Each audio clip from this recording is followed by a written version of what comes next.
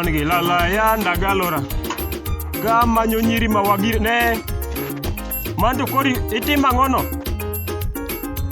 nyawagire chung'ane ka ining'e ni dhako ma idwa mani sate walwere kodi chung'ane bathe ka inyisa nang'o matini anyalo bedo akia kata gi ng'ama oselar go wuon akia kata ancestors magi kata spirit kisungu denjo ni spirit akia kata ni spirit magi ni yo kojacha ang'o matini ero iteri mako aneno ka kimake oksida eri make eri nyisa ni mako eri make konya gang'o ero dong koro iweyene ni make inyisa ni mako ero ni make dong na mako ich koro atim nang'o ero ni make duogwa dong eri segole agole okiwinj ni amako ich ayie te ni mako ich kaka iwachi make no to dong eri gole dong ni make ga gi lweti oteri gole wayudo nyathi manyien nyathino en kanye mwayudo nyathi manyien dongene bo awacho ni wuoye koda kiparo ni anga mang'ongo tiwuoye koda wayudo nyathi manyien ne chung' bathe ka sami wuoyo koda kare un mondo wagire gi un nang'o chung' bathe ka sami wuoyo koda choke oya ne arie tienda piny mos ine mana ne mamani idwa ni ane machung' tigwom koso idwa ni ane magwom tichung' yachanda agamo remo manyien to kata gigamo ken mari in mibayo alanda mibayo obed nyaka kia nyathi kianga iwuothogo ibed nyaka iye kocha iwuothogo koro an adwa ng'e ni make kure oda ka bende ok ininde kari in dhaka ilagani ero sani make gi lweti wa igolewa lweti mane make no dong igolo mane kaka inyalo wuoyo sani awuoyo sani nyocha kani wuok ne dhi e grup dong idhi ninde grup mitieko juma oko nyisa nyawagire nyisa dong gino manyochi kasa ti ni dwaro nyathi akasi kori mwone mani dhi manye grup kojacha grup mudhi pile emineno ni dhi manye nyocha wadhi e grup to ka mako ich e grup amako ich ini paro ni ya kata sadi mwatime chwade gi nyunde odwa ka wawacha dieri nikech pile bayo an poka neni adhiambo nyathina biane ka akinyi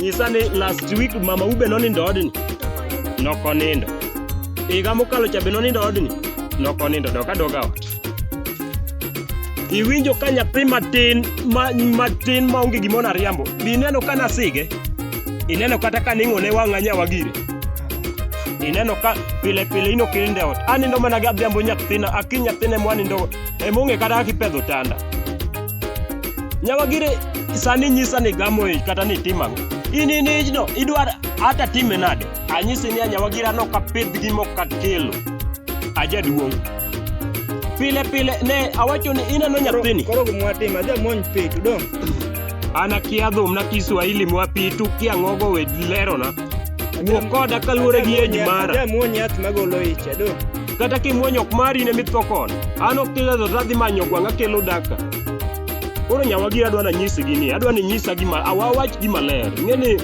inyisa ni itim ang'owa ing'eni kisungu wacho kata Kiswahili kata Kiingereza wacho ni king'ama duong' kidwoko moko mos momago iwacho ni ini kia ni wuoth mokowni ne wi ka sama wuoyo